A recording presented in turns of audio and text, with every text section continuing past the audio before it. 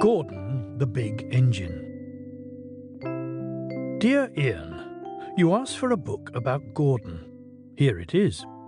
Gordon has been naughty, and the Fat Controller was stern with him. Gordon has now learned his lesson and is a really useful engine again. The author. Off the rails. Gordon was resting in a siding. Beep, beep, beep, beep. Hello, fat face, whistled Henry. What cheek, spluttered Gordon. That Henry is too big for his wheels. Fancy speaking to me like that.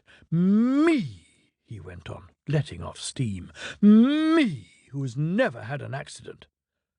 Aren't jammed whistles and burst safety valves accidents? Asked Percy, innocently.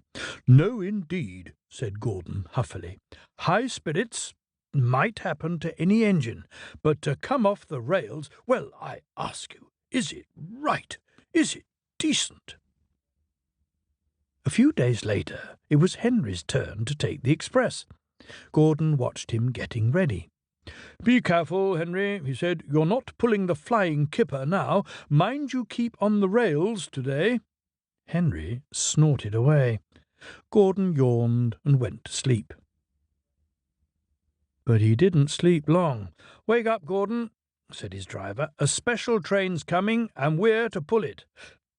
Gordon opened his eyes. Is it coaches or trucks? Trucks, said his driver. Trucks, said Gordon crossly. Pah! They lit Gordon's fire and oiled him, ready for the run. The fire was sulky and wouldn't burn, but they couldn't wait, so Edward pushed him to the turntable to get him facing the right way. I won't go, grumbled Gordon. Don't be silly, puffed Edward. Gordon tried hard, but he couldn't stop himself being moved. At last he was on the turntable.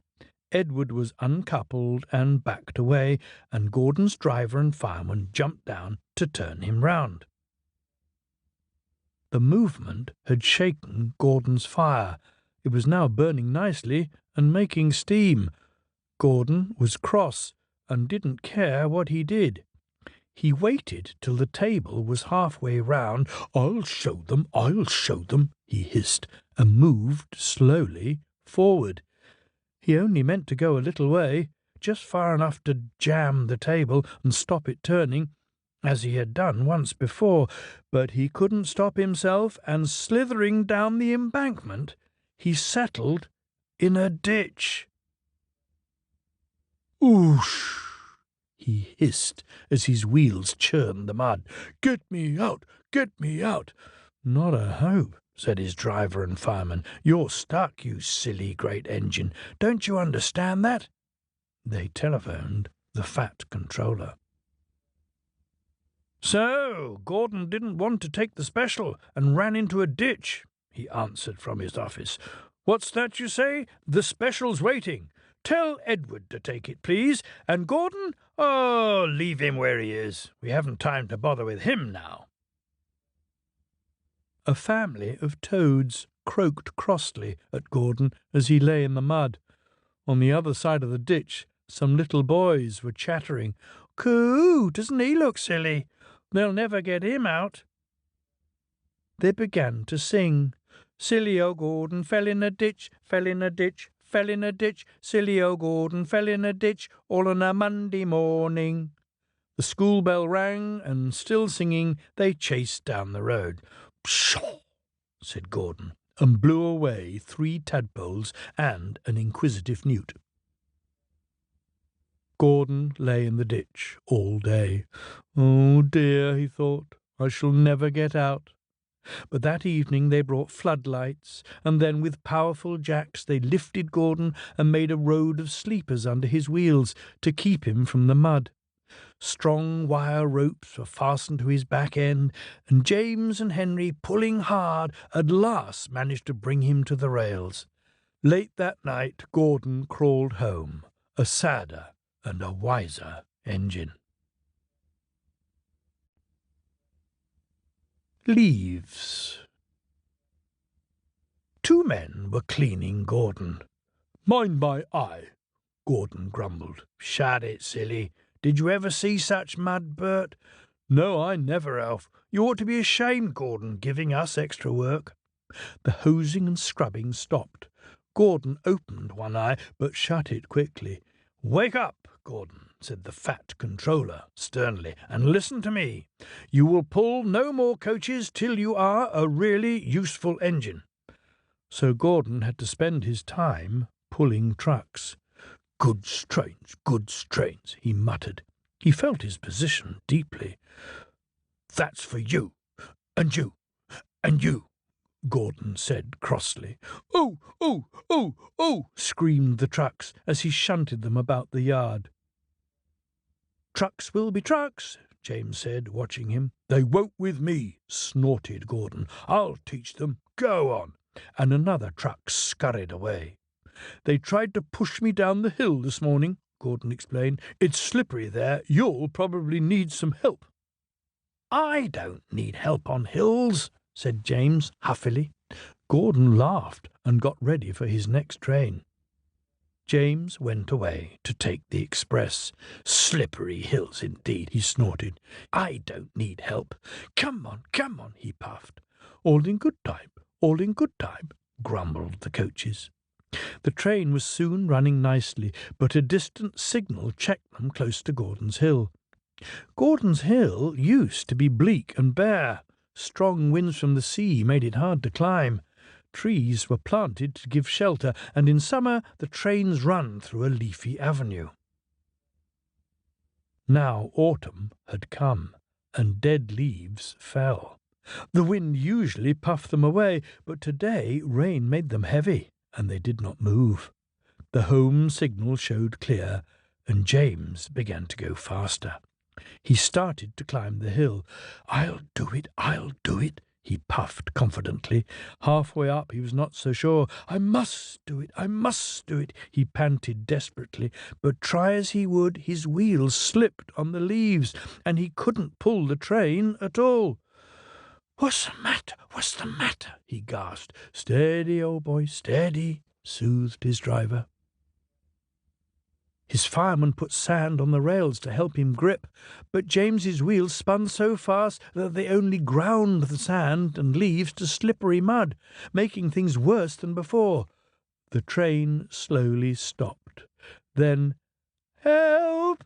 Help! Help!"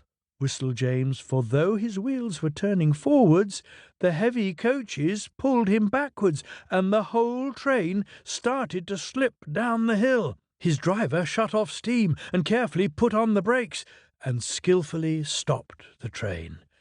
Phew! He sat down and mopped his face. I've never known that happen before. I have, said the fireman, in Bincombe Tunnel, southern region. The guard poked his head in the cab. Now what? He asked. Back to the station, said the fireman, taking charge, and send for a banker. So the guard warned the signalman, and they brought the train safely down. But Gordon, who had followed with the goods train, saw what had happened. Gordon left his trucks and crossed over to James. I thought you could climb hills, he chuckled. James didn't answer. He had no steam. Ah, well, we live and learn, said Gordon. We live and learn. Never mind, little James, he went on kindly. I'm going to push behind. Whistle when you're ready. James waited till he had plenty of steam. Then, beep, beep, he called. Boop, boop, boop. Pull hard, puffed Gordon. We'll do it, puffed James. Pull hard, we'll do it. The engines puffed together. Clouds of smoke and steam towered from the snorting engines as they struggled up the hill. We can do it, puffed James. We will do it, puffed Gordon. The greasy rails sometimes made Gordon's wheels slip, but he never gave up, and presently they reached the top. We've done it, they puffed. Gordon stopped. Boop, boop, he whistled. Goodbye. Beep, beep, beep, beep. Thank you. Goodbye, answered James. Gordon watched the coaches wistfully till they were out of sight. Then slowly he trundled back to his waiting trucks. Down the mine. One day Thomas was at the junction when Gordon shuffled in with some trucks. "Poof!" remarked Thomas. "What a funny smell! Can you smell a smell?" "I can't smell a smell," said Annie and Clarabel. "A funny, musty sort of smell," said Thomas. "No one noticed it till you did," grunted Gordon. "It must be yours." "Annie, Clarabel, do you know what I think it is?" whispered Thomas loudly. "It's ditch water." Gordon snorted, but before he could answer, Thomas puffed quickly away. Annie and Clarabel could hardly believe their ears. "He's dreadfully rude. I feel quite ashamed. He's dreadfully rude," they twittered to each other. "You mustn't be rude. You make us ashamed," they kept telling Thomas.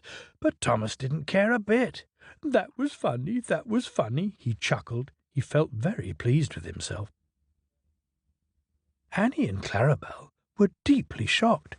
They had a great respect for Gordon, the big engine. Thomas left the coaches at a station and went to a mine for some trucks. Long ago, miners digging for lead had made tunnels under the ground. Though strong enough to hold up trucks, their roofs could not bear the weight of engines. A large notice said, "Danger! Engines must not pass this board."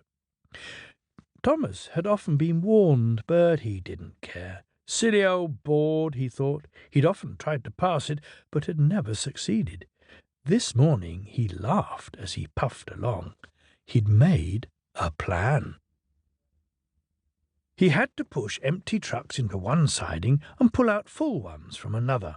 His driver stopped him, and the fireman went to turn the points. "Come on," waved the fireman, and they started. The driver leaned out of the cab to see where they were going. "Now," said Thomas to himself, and bumping the trucks fiercely, he jerked his driver off the footplate.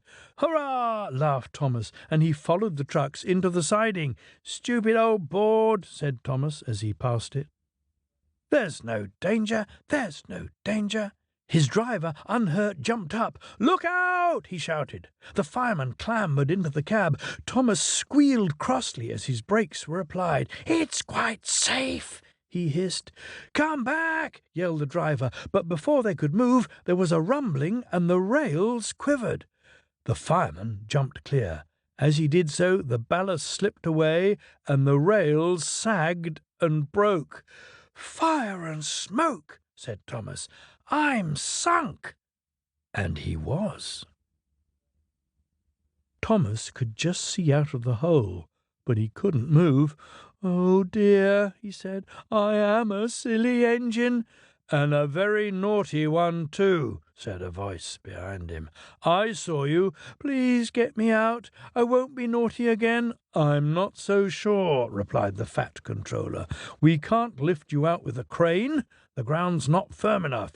Let me see. I wonder if Gordon could pull you out." "Yes, sir," said Thomas nervously. He didn't want to meet Gordon just yet.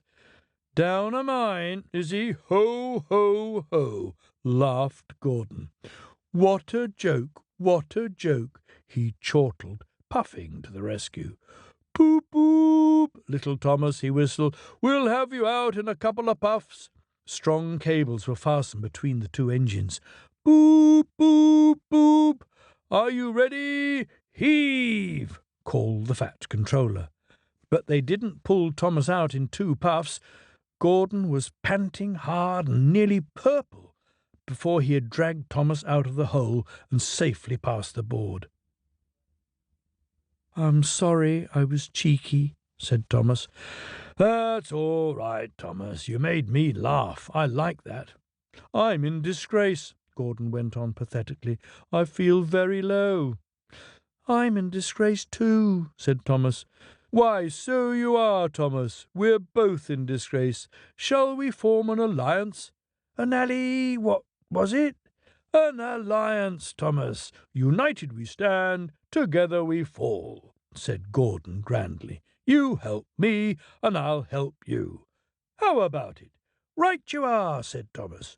Good, that's settled, rumbled Gordon, and buffer to buffer the Allies puffed home. Paint pots and queens. The stations on the line were being painted. The engines were surprised.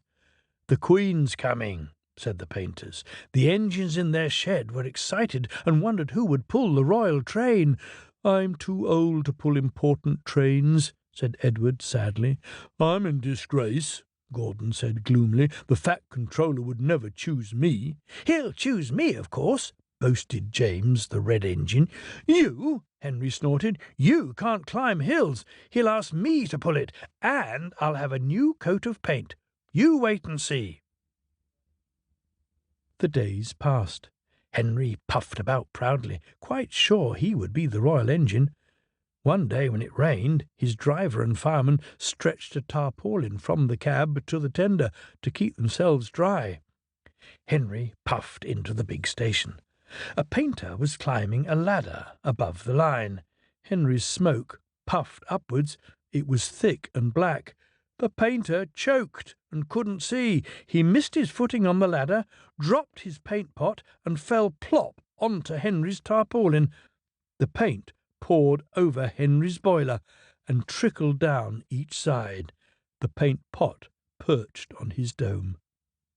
The painter clambered down and shook his brush at Henry. You spoil my clean paint with your dirty smoke, he said, and then you take the whole lot and make me go and fetch some more. He stumped crossly away. The Fat Controller pushed through the crowd. You look like an iced cake, Henry, he said. That won't do for the royal train. I must make other arrangements. He walked over to the yard.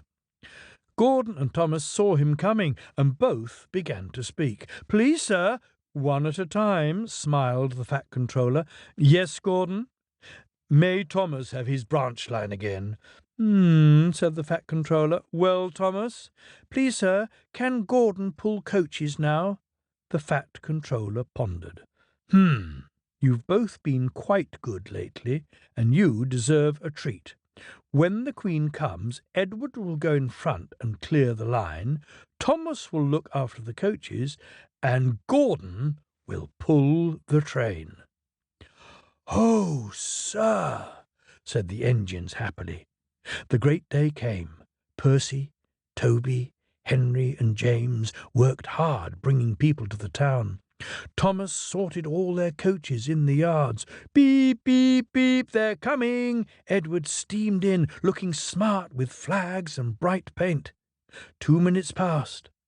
5, 7, 10. Boop, boop. Everyone knew that whistle, and a mighty cheer went up as the Queen's train glided into the station. Gordon was spotless, and his brass shone. Like Edward, he was decorated with flags, but on his buffer beam he proudly carried the royal arms. The Queen was met by the Fat Controller, and before doing anything else, she thanked him for their splendid run. Not at all, Your Majesty, he said. Thank you. We have read, said the Queen to the Fat Controller, a great deal about your engines. May we see them, please? So he led the way to where all the engines were waiting. Beep, beep, whistled Toby and Percy. They're coming. Shh, shh, shh, shh, hissed Henry and James. But Toby and Percy were too excited to care. The Fat Controller told the Queen their names, and she talked to each engine. Then she turned to go. Percy bubbled over. 3 cheers for the Queen, he called. Beep, beep, beep, whistled all the engines. The Fat Controller held his ears, but the Queen, smiling, waved to the engines till she passed the gate. Next day the Queen spoke specially to Thomas, who fetched her coaches, and to Edward and Gordon, who took her away, and no engines ever felt prouder than Thomas and Edward and Gordon, the big engine.